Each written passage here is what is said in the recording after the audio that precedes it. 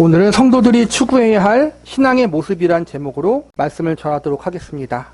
우리가 계속해서 배우는 로마서 14장 말씀은 우상에게 바쳐진 고기를 먹는 것이 옳은 것인가, 옳지 않은 것인가의 문제를 놓고 교회 안에서 발생하는 갈등을 다루고 있습니다.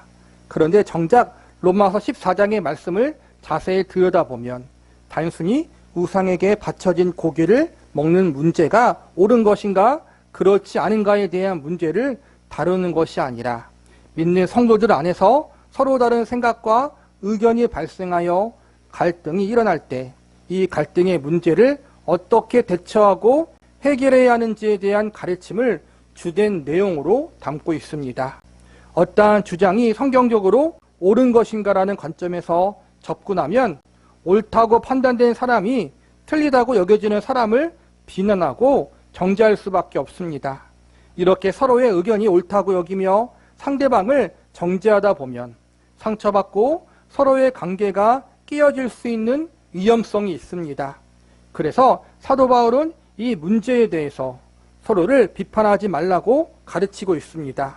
즉 무엇이 옳고 무엇이 틀리다는 차원으로 접근해서는 안 된다는 것입니다.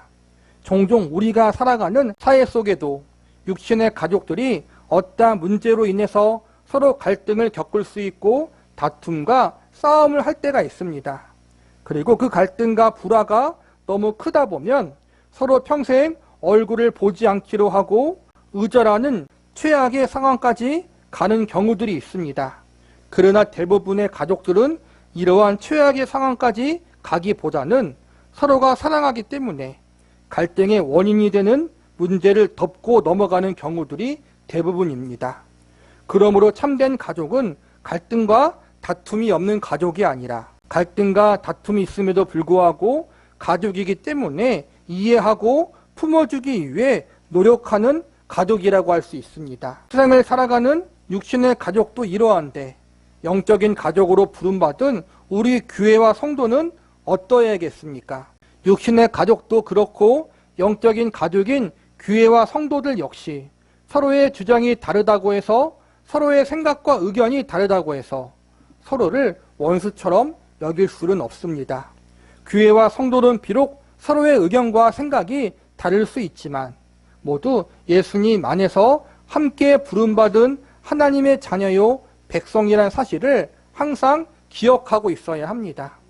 먼 훗날 하나님 앞에서 천국에서도 영원히 함께할 영적인 가족이요 형제 자매라는 사실을 잊지 말아야 합니다.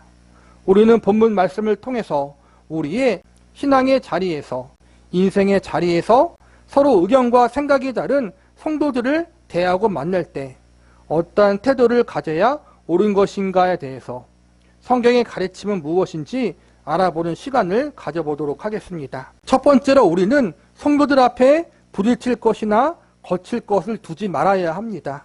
본문 13절을 보시기 바랍니다. 그런즉 우리가 다시 서로 비판하지 말고 도리어 부딪힐 것이나 거칠 것을 형제 앞에 두지 아니하도록 주의하라. 교회란 단순히 건물이 아니라 하나님의 부름을 받아 하나님의 자녀가 된 사람들이 모여있는 신앙의 공동체입니다. 그러니까 하나님의 자녀들, 성도 한 사람 한 사람이 모두 교회를 이루는 구성 요소라는 것입니다. 그런데 우리가 기억해야 할 것은 교회가 건물이 커지고 사람들이 많아지고 큰 계획과 목적이 있다고 해서 그 교회가 하나님 보시기에 좋은 교회가 되어지는 것은 아닙니다. 중요한 것은 교회를 구성하고 있는 한 사람 한 사람이 하나님 앞에 바르고 견고하게 세워지는 것입니다. 그것이 진정 하나님 보시기에 아름다운 교회, 하나님이 맡겨주신 사명을 잘 감당하는 교회라고 볼 수 있습니다. 그렇다면 문제는 어떻게 하나님의 자녀로 부름받은 성도들이 서로를 세워나갈 수 있느냐는 것입니다. 13절에 보면 그 방법을 알려주면서 제일 먼저 서로 비판하지 말라는 가르침을 주고 있고 이와 더불어 형제들 앞에 부딪힐 것이나 거칠 것을 두지 말라고 가르치고 있습니다. 비판하지 말라는 가르침에 대해서는 우리가 이미 배웠고 오늘은 부딪힐 것이나 거칠 것을 두지 말라는 가르침에 대해서 살펴보도록 하겠습니다. 부르칠 것이나 거칠 것을 두지 말라는 가르침은 내가 어떠한 행동을 함에 있어서 그 행동으로 인해 성도들이 시험에 들거나 넘어지지 않도록 조심하라는 것입니다. 나의 어떠한 의도적인 행동이 장애물이 되어 어떠한 성도를 시험에 들게 할 수도 있고, 또 어떤 경우는 의도하지 않은 행동이 결과적으로 어떠한 성도들을 넘어지게 할 수도 있습니다. 즉, 이 말씀은 내가 의도적으로 한 것뿐 아니라 비의도적으로 한 모든 행동으로 인하여 주의 형제 자매들이 넘어지거나 시험에 들게 할 수 있다는 점을 고려하여 항상 주의해서 행동해야 한다는 것입니다. 오늘 본문에서는 우상에게 바쳐진 고기를 먹는 문제에 대해서 서로 다른 의견을 가진 사람들이 어떻게 해야 하는지에 대해서 알려주고 있습니다. 사도 바울은 우선 믿음이 강한 자가 많은 부분 양보해야 한다라고 가르치고 있습니다. 여기서 믿음이 강한 자는 우상에게 바쳐진 고기를 먹어도 괜찮다고 여기는 사람들입니다. 이들은 우상은 실제 존재하지 않은 거짓 신이며 하나님만이 유일한 창조주이심을 믿는 믿음을 가지고 있습니다. 또한 이들은 하나님이 창조하신 모든 것은 선하다는 사실과 입으로 들어가는 것이 죄를 만들 수 없다는 사실을 알고 있습니다. 이들은 그리스도 안에서 믿음의 자유가 무엇인지 알고 있는 사람들입니다. 그런데 주의할 것은 하나님이 성도들에게 자유를 주신 것은 사실이지만 자유를 사용할 때 조심해야 한다는 것입니다. 성도가 가진 자유와 그들이 취하는 행동이 다른 성도들을 시험에 들게 하지 않은지, 믿음이 약한 성도들을 넘어지게 하는 것은 아닌지 지혜롭게 생각할 줄 알아야 한다는 것입니다. 어떤 성도는 우상이 아무것도 아니라는 사실을 알기 때문에 우상에게 바쳐진 고기를 아무런 거리낌 없이 먹을 수 있습니다. 그런데 이러한 신앙의 자유함을 가진 성도의 행동으로 인해 또 다른 성도는 시험에 들 수 있습니다. 이러한 경우 믿음의 자유를 가진 자가 그렇지 못한 자를 배려할 줄 알아야 합니다. 본문 20절과 21절을 보시기 바랍니다. 음식으로 말미암아 하나님의 사업을 무너지게 하지 말라. 만물이 다 깨끗하되 거리낌으로 먹는 사람에게는 악한 것이라. 고기도 먹지 아니하고 포도주도 마시지 아니하고 무엇이든지 내 형제로 거리끼게 하는 일을 아니함이 아름다우니라. 여기서 보니까 형제로 거리끼게 하는 일을 아니하는 것이 아름답다고 나와 있습니다. 즉 우상에게 바쳐진 고기를 먹는 일, 포도주와 같은 술을 마시는 일, 이것 자체가 죄가 되는 것은 아니지만 이 일이 믿음이 약한 성도들에게 시험거리를 주게 되는 것이라면 내가 자유할 수 있는 권리를 내려놓고 악먹는 것이 하나님 앞에서 합당하다는 것입니다. 우리가 올바른 신학과 건전한 믿음을 가지고 있습니까? 우리가 건강한 신앙의 양심과 믿음의 자유를 소유하고 있습니까? 우리에게 이러한 성경의 진리들을 깨닫게 해주시고 예수님 안에 있는 자유를 누릴 수 있게 하신 하나님께 감사하시기 바랍니다. 그러나 이와 더불어 우리가 가지고 있고 소유하고 있는 이 귀한 것들이 다른 성도들을 시험에 들게 하고 넘어뜨리게 하는 장애물이 될 수 있다면 하나님 앞에서 우리의 자유를 잠시 내려놓을 줄 아는 성숙한 믿음의 자리에까지 나아갈 수 있어야 합니다. 믿음이 강한 자가 가진 신앙의 자유와 특권을 믿음이 약한 자를 위해서 양보할 줄 아는 것, 이것이 성도들이 추구해야 할 올바른 신앙의 모습인 것입니다. 하나님이 우리에게 허락하신 신앙의 자유와 우리에게 더 깊이 깨닫게 해주신 진리의 말씀들이 우리 개인의 신앙적 유익만을 위해서 사용되는 것이 아니라 다른 이들의 유익을 위해서도 사용될 수 있어야 합니다. 그 유익이라 함은 다른 이들을 가르치고 훈계하는 일만이 아니라 다른 이들을 배려하고 섬기는 일도 포함됩니다. 우리가 가진 신앙의 양심과 자유가 다른 이들을 부딪히고 거칠게 하는 장애물로 사용되는 것이 아니라 더 많은 일을 섬기고 세워주는 아름다운 일에 사용되어 줄 수 있기를 바랍니다. 두 번째로 우리는 성령 안에 있는 의와 평강과 실학의 삶을 추구해야 합니다. 교회에서 혹은 믿는 사람들이 가장 소망하는 것 중 하나가 무엇입니까? 하나님 나라를 위해서 사는 것이 아닙니까? 하나님이 맡겨주신 소명, 하나님이 맡겨주신 하나님의 사업을 잘 감당하는 것이 아닙니까?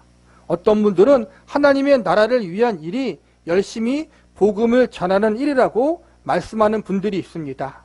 또 어떤 분들은 교회 열심히 다니고 열심히 헌신하는 것이 하나님의 사업을 잘 감당하는 것이라고 여기는 분들이 있습니다.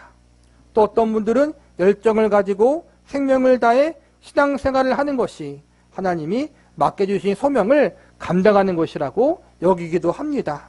물론 이 모든 것들이 하나님의 나라와 하나님의 사업, 하나님이 맡겨주신 소명을 잘 감당하기 위한 하나의 좋은 방법이라고 할 수 있습니다. 그러나 이러한 것들이 하나님 나라의 가장 중요한 근본이라고 할 수는 없습니다. 우리가 기억해야 할 것은 하나님의 나라는 어떠한 종교적인 형식과 열심으로 인해서 세워져 가는 것이 아니라 하나님 백성들의 삶을 통해서 세워나간다는 것입니다. 본문 17절을 보시기 바랍니다. 하나님의 나라는 먹는 것과 마시는 것이 아니요 오직 성령 안에 있는 의와 평강과 실학이라. 즉 하나님의 나라는 먹고 마시는 나라가 아니라 의의 나라, 평강의 나라, 실학의 나라라는 것입니다. 왜 하나님의 나라가 의와 평강과 실학의 나라입니까? 그 이유는 우리가 믿고 있는 하나님, 우리가 왕으로 모시는 예수님이 의의 왕이시고 평강의 왕이시며 기쁨의 왕이시기 때문입니다. 우리가 정말로 하나님의 자녀이고 그리스도인이라면 우리 안에 그리고 우리의 삶 가운데 하나님과 예수님의 영이신 성령님이 거하시게 됩니다. 그리고 이 성령님은 성도들로 하여금 의와 평강과 실학을 추구하는 삶을 살도록 그들을 인도하십니다. 그러므로 저와 여러분이 참된 성도라면 하나님을 아버지라 부르고 예수님을 우리의 구세주라고 고백하고 있다면 우리는 갈등과 분열을 추구하는 삶을 사는 것이 아니라 성령 안에서 의와 평강과 실학을 추구하는 삶을 살아가야 마땅합니다. 의와 평강과 실학의 왕이 우리 마음에 거하사 우리를 의와 평강과 실학의 삶으로 인도하기를 원하고 계십니다. 저와 여러분 성령 안에서 의와 평강과 실학을 추구하는 삶을 사심으로 하나님의 나라와 사역을 온전히 감당하고 하나님 앞에 합당한 믿음의 사람으로 세워질 수 있기를 기도합니다. 세 번째로 성도들 앞에 화평의 일과 덕을 세우는 일에 힘써야 합니다. 본문 19절을 보시기 바랍니다. 그러므로 우리가 화평의 일과 서로 덕을 세우는 일을 힘쓰나니 우리가 부단히 성도들의 관계와 교제 속에서 화평을 추구하는 자가 되어야 합니다. 그리고 덕을 세워야 합니다. 여기서 말하는 덕의 개념은 상대방을 유익하게 하는 것을 말합니다. 교회와 신앙의 공동체에 유익을 주고 성도들 간에 유익을 주는 것을 말하는 것인데 이것은 궁극적으로 하나님 보시기에 아름답고 합당한 일입니다. 위에서 언급됐듯이 로마서 14장은 우상에게 바쳐진 고기를 먹는 일로 인해서 발생하는 갈등의 문제를 다루고 있습니다. 한쪽에서는 믿음 안에서 모든 것을 먹을 수 있다고 합니다. 하나님이 주신 음식인데 왜 그것이 죄가 되냐는 것입니다. 그런데 한쪽에서는 우상에게 바친 것을 먹는 것은 죄가 된다고 주장합니다. 어느 쪽이 맞는 말입니까? 결론적으로 말하자면 모든 먹을 것은 하나님 앞에서 깨끗합니다. 음식을 먹음으로 우리는 하나님 앞에 죄를 짓는 것이 아닙니다. 그러나 내가 우상의 제물을 먹음으로 다른 이들이 시험에 빠진다면 그것은 잘못된 것입니다. 그리고 어떤 이들은 성도들이 우상의 제물을 아무렇지 않게 먹는 모습을 보면서 자신도 그래도 된다고 여기고 따라할 수도 있습니다. 그런데 그가 아직까지 믿음이 성숙하지 않은 상태에서 그렇게 행동하고 따라한다면 그 사람에게는 그것이 죄가 되고 악이 될 수 있는 것입니다. 하나님 안에서 모든 것이 가하지만 그 가함의 신앙, 자유의 믿음을 가지고 있는 성도들은 그리 많지 않습니다. 성숙한 믿음을 가지고 하나님 앞에 자유롭게 신앙생활을 할 수 있는 사람이 있고 반대로 그렇지 못한 사람이 있다는 것입니다. 내가 가지고 있는 강한 믿음과 신앙의 자유 때문에 때론 믿음이 약한 자들에게 신앙적 어려움을 주고 시험에 들게 할 수 있다는 것입니다. 이것은 덕스러운 행동이 아니고 하나님 보시기에도 합당한 것이 아니라는 것입니다. 나는 술을 먹고 담배를 피우는 것이 죄가 아니라는 확신을 갖고 하나님이 주신 믿음의 자유 안에서 그렇게 하는데 다른 이들이 이것을 보고 시험에 들 수 있습니다. 어떤 경우는 믿음이 약한 다른 성도들이 믿음이 강한 성도들이 자유롭게 행동하는 모습을 따라할 수도 있습니다. 그런데 이 성도는 믿음이 아직 약해 담배와 술을 하면서 자유롭게 신앙생활을 할 만큼 성숙한 사람이 아닙니다. 그래서 나중에 큰 시험에 빠질 수도 있습니다. 만약 이런 일이 생기면 어떻게 되겠습니까? 본문 15절과 16절을 보시기 바랍니다. 만일 음식으로 말미암아 내 형제가 근심하게 되면 이는 내가 사랑으로 행하지 아니함이라. 그리스도께서 대신하여 죽으신 형제를 내 음식으로 망하게 하지 말라. 그러므로 너희 선한 것이 비방을 받지 않게 하라. 만약 믿음이 약한 사람이 자유롭게 신앙생활을 하는 사람의 모습을 보고 그것을 따라한다면 그 사람은 그가 가지고 있던 작은 믿음조차 잃어버릴 수 있고 심지어 잘못된 길로 걸어갈 수도 있는 것입니다. 그래서 내 행동이 아무리 신앙적으로 잘못된 것이 없고 하나님 앞에 양심의 거리낌이 없는 모습이라 할지라도 다른 형제 자매에게 독이 될 수 있다는 사실을 기억해야 합니다.